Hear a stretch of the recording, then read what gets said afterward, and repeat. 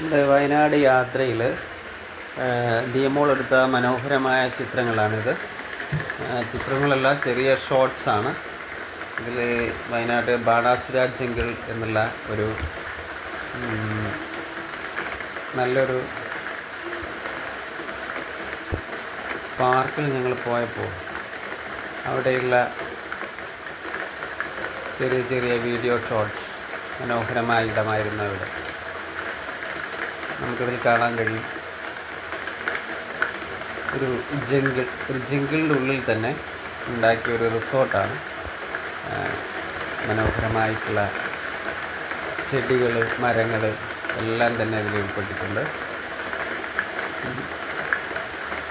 വളരെ നല്ലൊരു അന്തരീക്ഷം, നമുക്കെല്ലാവർക്കും ഇഷ്ടപ്പെടുന്ന അന്തരീക്ഷം. Okay, thank you.